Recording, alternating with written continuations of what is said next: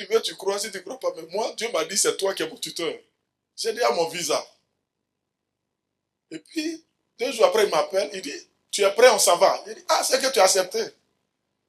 On arrive à New York. Et puis, il dit, voilà New York. Dès qu'on arrive à la maison, Palu tombe sur lui. Il est malade. Il prend un citron. Et puis il dit, je vais te presser comme ça. Comme un citron. Il dit, c'est moi qui dois presser 3 fois par semaine. Et on est à Connecticut. C'est-à-dire, on est à près de 1h30 de New York. Sur le highway. On va, on vient. Et je vous assure, quand les gens, je prie pour les gens. Et puis certains m'appellent, aux États-Unis, donne l'argent. Hein? C'est pas comme ici. Hein? Est-ce que je parle à quelqu'un? Donc il m'appelle, papa, voilà, on va te donner l'enveloppe. Quand il me donne, je présente à l'homme de Dieu. Je dis, ils m'ont donné l'argent. Et puis j'entends, donne aux enfants de l'homme de Dieu. Il a des jumeaux. Ces jumeaux-là font 2 mètres. Je leur donne, il dit, Dieu m'a dit de donner. Ah, pasteur, il dit. D'autres m'invitent, ah, on a prié chez les gens qu'on finit. Offrande, c'est en dollars, s'il te plaît. En dollars. Quand ils remettent, je vais leur présenter comme un enfant. Et sa femme était beaucoup attachée à moi. Quand je suis rentré, j'ai coupé le téléphone à sa femme. Elle est fâchée. Pourquoi j'appelle pas? Elle dit, mais c'est ton mari, je connais. Je ne peux pas appeler femme de quelqu'un. Ça ne se fait pas. Ça ne se fait pas. Les fidèles là, jamais appelé quelqu'un. Cette année encore, j'étais à Maryland. Je l'ai appelé, j'ai dit, je suis là. Il dit, tu viens prêcher. Pourquoi? Parce que ton comportement là, ça ouvre les portes. Ton comportement. Donc, il faut, quand tu es dans une église, il faut vraiment être là. Qui est vraiment là ici? Ça peut dire, demain on va se parler. Amen. Parce que je vois ce que Dieu veut faire. Donc on va se parler.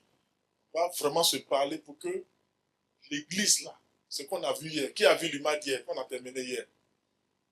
Qui a vu sur le tableau, il y avait quoi? Mon grand ami. Sur le tableau, il y avait quoi hier? On a vu, oui, après les articles, le monsieur, le pasteur, qui a eu seul qui portait, ça fait pitié, n'est-ce pas? Ça fait vraiment pitié.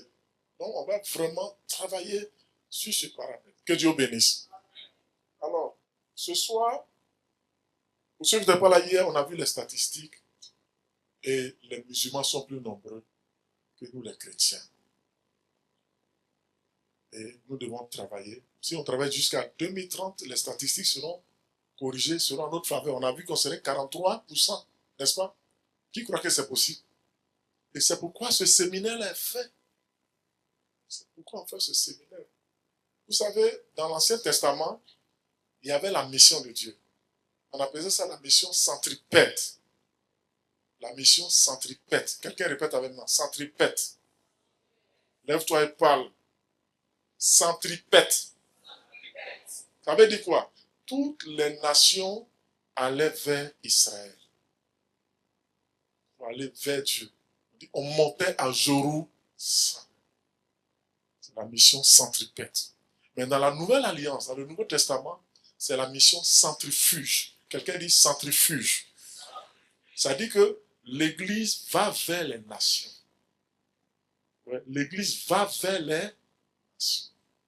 Dans le document de votre maman et votre papa, j'ai mis ça. Mais dans vos documents, je n'ai pas mis. Donc, si tu ne prends pas note, ça va disparaître. Donc, dans l'Ancienne Alliance, dans l'Ancien Testament, la mission s'appelait la mission centripète. Comme pété. Qui n'a jamais pété? Amen. Souvent, quand on est dans la climatisation, et puis quelqu'un fait ça, c'est pas bon, hein? Qui se rappelle? Voilà. Maintenant, dans le Nouveau Testament, c'est que l'Église va vers le monde païen. Ouais, les choses ont changé.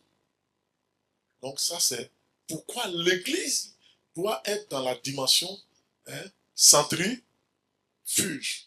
Et donc, tout chrétien qui ne va pas vers le monde n'est pas un vrai chrétien. Et toute église qui ne bouge pas meurt, je vais prendre encore mon ami le pianiste, dans la main comme ça, viens devant ici. Ceux que je fatigue là, Dieu les aime. Dieu vous aime aussi. S'il garde sa main comme ça pendant une semaine, qu'est-ce qui va lui arriver? Il va faire quoi? Il va avoir mal. Et s'il garde sa main pendant un an, sa main va s'atrophier. Une église qui ne bouge pas va mourir spirituellement. C'est pourquoi remarquez, les grandes églises, chaque année, ils ont convention. Qui a remarqué ça? Remarquez, celui qui fait plus croisade a plus de monde. Remarquez ça. Parce qu'il y a des gens même, Dieu envoie là-bas exprès. Quand tu es là, tu ne fais rien, ça ne peut pas aller. C'est pourquoi ce soir, tu vas aller vers quelqu'un. Il faut compter 12 personnes. Il faut dire, la Bible dit, une église, un chrétien qui n'est pas missionnaire est démissionnaire. Toi, tu es où? Il faut parler à 12 personnes. Un chrétien qui n'est pas missionnaire est démissionnaire. Toi, tu es où? Merci.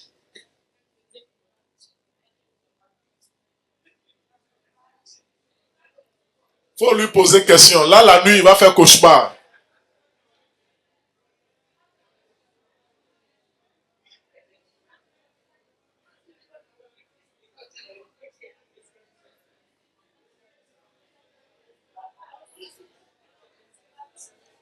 Un chrétien qui n'est pas missionnaire est démissionnaire. Toi, tu es où? Toi, tu es où? Ah!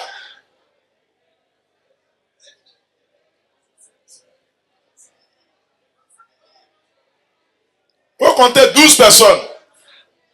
Vous allez voir des gens qui ne bougent pas. Hein? Un missionnaire, il bouge. Donc, le gars qui ne bouge pas là, vous savez déjà, il est où? La soeur qui ne bouge pas là. Vous voyez déjà, hein?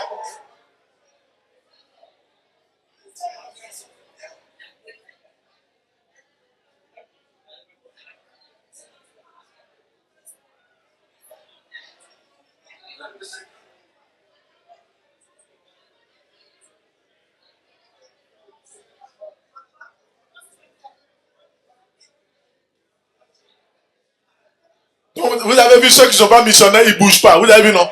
Parce qu'un missionnaire, il bouge. Donc, quand quelqu'un ne bouge pas, c'est qu'il n'est pas missionnaire.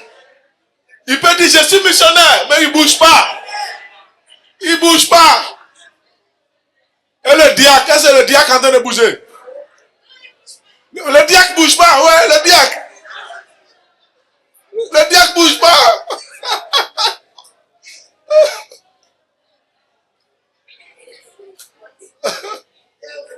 Dieu est en train de dévoiler déjà.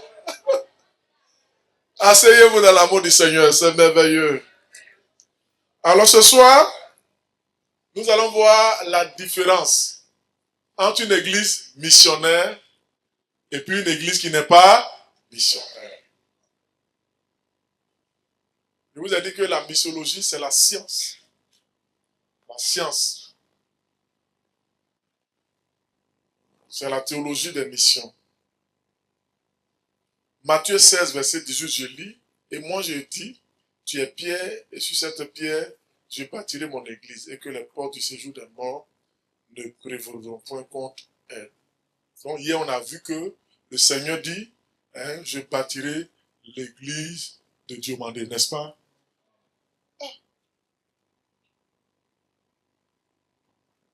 Si, il a dit. Il a dit. Il dit, je te dis, tu es pierre, sur cette pierre, tu es pierre, bon, tu es Diomandé, sur Diomandé, je bâtirai. C'est ça? Il dit quoi? Je bâtirai. Attends, je reprends.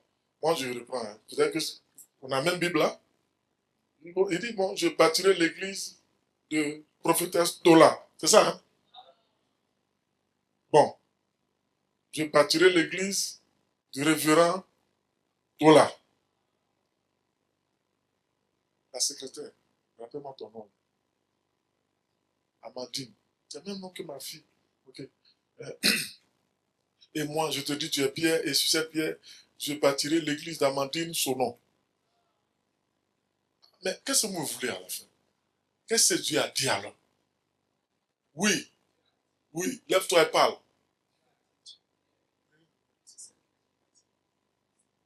L'église de qui? Quel Dieu? Il y a beaucoup de dieux. Oui, l'église de Jésus. Donc, l'église de Jésus-Christ, là, c'est ça votre papa et votre maman sont en train de faire. Et elle est missionnaire. Donc, on va voir. Premier signe. Est-ce que vous avez quelque chose pour moi sur l'écran?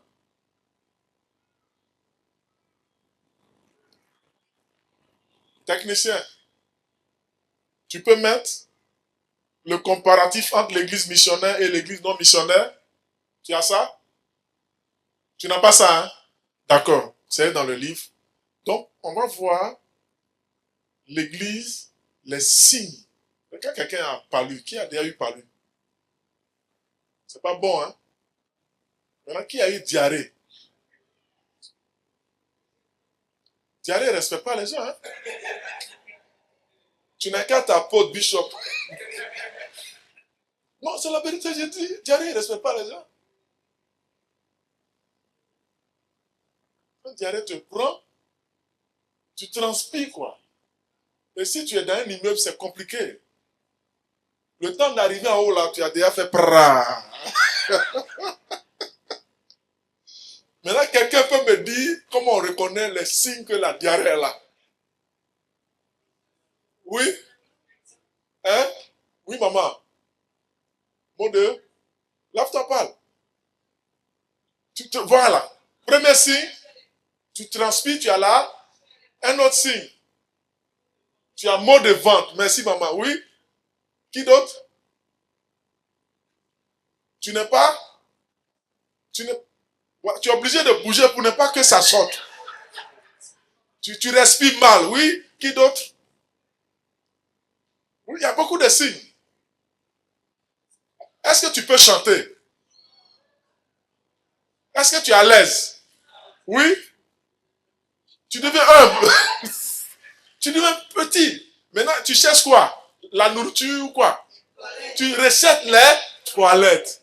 Maintenant, si les toilettes ne sont pas propres, tu es grand type, comment tu fais?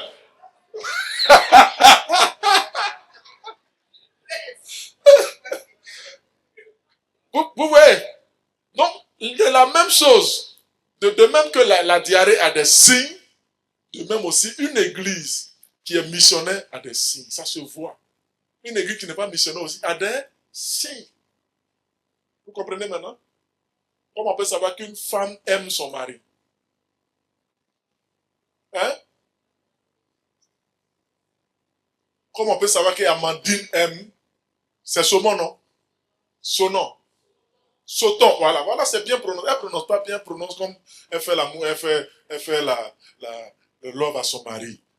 C'est Sauton.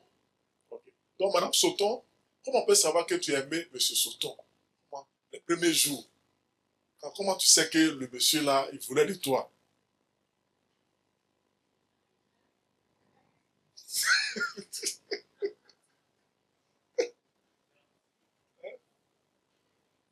Attends, je vais t'aider. Moi, je marchais sous le soleil et sous la pluie. Les gens disent, monsieur, il pleut. J'ai dit, je sais.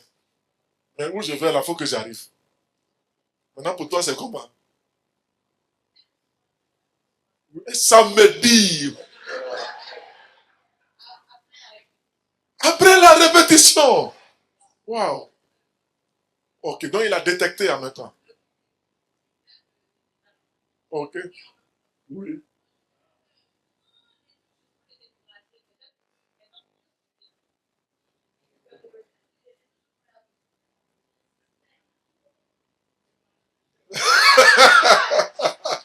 Acclamons puissamment le Seigneur. Vous voyez, je prends toutes ces images pour montrer l'importance des signes. Et quand vous voyez ces signes, c'est qu'il y a quelque chose qui va. Ou bien il y a quelque chose qui est en train d'avancer. On peut mettre la grande pancarte. Nous sommes une église missionnaire. Mais c'est les signes qui prouvent que vous êtes une église. Lorsque la maman seule et son mari attrape, comme on a vu hier, mon ami Claire, comment il souffrait ici, et il y avait deux gens qui riaient à côté. Remettez l'image. ça montre que nous ne sommes pas une église. Mais Dieu vous a pardonné. Quelqu'un dit Amen. Je n'entends pas ton Amen. Dis Amen. Alors, une église missionnaire se reconnaît non seulement par ses activités, mais surtout par son ADN qui reflète la mission DI. C'est-à-dire, on est en train de travailler demain là. On va parler de telle sorte que tu prends l'ADN de la mission. L'ADN de la mission. Les Américains là, si tu as eu enfant, une femme, maintenant la femme dit bon, comme tu es en Amérique, l'enfant doit te rejoindre. Ils font ce qu'on appelle test d'ADN. Si tu veux envoyer une photo pour dire regarde comment il ressemble à son papa. Il dit oui, il ressemble vraiment à son papa. Mais test d'ADN. Vous savez, tu peux même porter habit des chrétiens. Tu peux chanter chanson des chrétiens. Tu peux même donner ton corps pour être brûlé. Et puis ne pas être un vrai chrétien. Vous savez ça? Vous savez que je peux prêcher puis être franc-maçon. Ou Woubi. C'est l'ADN. C'est l'ADN qui montre que tu es enfant de Dieu. L'ADN. On veut mettre en toi l'ADN du royaume. Quand Joseph était en Égypte, comment ses frères ont su que c'est Joseph? C'est quand il a levé, excusez-moi les mamans, les tantes, il a descendu son pantalon, ils ont vu qu'il est circoncis. Il a l'ADN. Parce que le travail qu'on va faire là, il y a des obstacles, il y a des défis, il y a des combats. Quand on va en mission, la mission, il y a plusieurs buts. Le premier but, c'est le but soteriologique, c'est-à-dire pour sauver les âmes. Le deuxième but, c'est un but de combat spirituel. On va en guerre. Ça veut dire que si tu n'es pas avec nous, ça va, les balles vont siffler. Et puis il y a un autre but, on appelle ça le but eschatologique. Matthieu 24, 13 à 14. Si toute la terre entend l'évangile, cela viendra la fin. Si on ne va pas en mission, la fin du monde ne viendra pas. Et le dernier but, on appelle ça le but doxologique. C'est-à-dire toute l'humanité doit adorer un seul vrai Dieu. C'est pourquoi on ne doit pas faire d'amalgame. Dans l'adoration, on doit, soit c'est Jésus, soit c'est fétiche, soit on est... Mais nous, on va en mission pour que eux tous arrêtent d'adorer d'autres dieux que le vrai Dieu. Qui comprend ce que j'en ai dit? Donc, si tu n'as pas l'ADN, qu'on va aller là, tu ne peux pas. C'est pourquoi beaucoup d'églises ne vont pas en mission. Beaucoup d'hommes de Dieu ne vont pas en mission.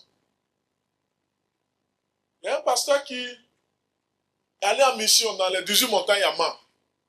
Et l'église qu'il invitait pour faire la croisade dans le village, un village réputé pour être assis par la sorcellerie. Et l'homme de Dieu, le diacre, viens mon fils, attrape ma main ici. Et lui, il est l'interprète. Et l'homme de Dieu prêche. Il dit, Jésus est Seigneur. Jésus est Seigneur. Aujourd'hui, vous allez voir la puissance de Dieu. Aujourd'hui, vous allez voir la puissance de Dieu. Il dit ça dans les Tini. Donc quand l'homme de Dieu parle, lui, il dit dans les Tini. Mais lui, sa vie n'est pas propre. Il dit, toutes les petites filles qui sont là, il a fini avec eux. Maintenant, l'homme de Dieu est inspiré. Il dit, maintenant, lancez-nous les flèches. Lui, il va répondre, lancez, il faut dire lancer à lui seul. Lancez à lui seul les flèches. Lancez à lui seul les flèches. Je ne suis pas concerné. Et l'homme de Dieu continue, il dit, viens. Il dit, nous sommes là, lancez-nous les flèches. Lancez à lui seul les flèches, je ne suis pas concerné. Donc quand ils ont fini, les diacres ont appelé pour dire, type là n'est pas clair. Bon, l'homme de Dieu, lui, il ne savait pas ce qu'il a traduit. Lui dit, lancez-nous deux les flèches. Mais lui dit, je ne suis pas dans cette affaire, lancez à lui seul les flèches. Qui comprend ce qu'on est en train de dire? Dis à ton voisin, il faut avoir l'ADN du royaume. Et c'est ce qu'on est en train de faire. Donc une église missionnaire, c'est ceux qui ont l'ADN du royaume. Une fois que tu as l'ADN du royaume, les signes vont t'accompagner. Le surnaturel sera dans ta vie. Les miracles. Ce n'est pas seulement maman la prophétesse ou son mari le révérend. Vous tous qui êtes disciples, forcez les signes vont vous accompagner. Rappelez-vous dans la Bible, Jésus a envoyé les disciples. Ils sont revenus, dit Seigneur, même les démons nous sont soumis. Pourquoi? Parce qu'ils avaient l'ADN. Demain, on va parler de ça. Et vous allez voir, tout ce qui est blocage va disparaître. Vous allez voir des choses vont vous arriver. Votre vie va changer. Les gens vont vous respecter. Quelqu'un dit un grand amen. Ton mari qui te voyait dans son rêve comme masque là, il va se coller à toi comme ça. Tu as dit, mais il faut me laisser. Il dit, mais quoi? Parce que tu as l'ADN. Tes enfants qui sont bizarres là, on va avoir peur maintenant de te respecter. Vous attendez les amen là. Ça veut dire que c'est là. Donc, premier, nous allons voir d'abord les signes d'une église missionnaire. Premier signe, Christ au centre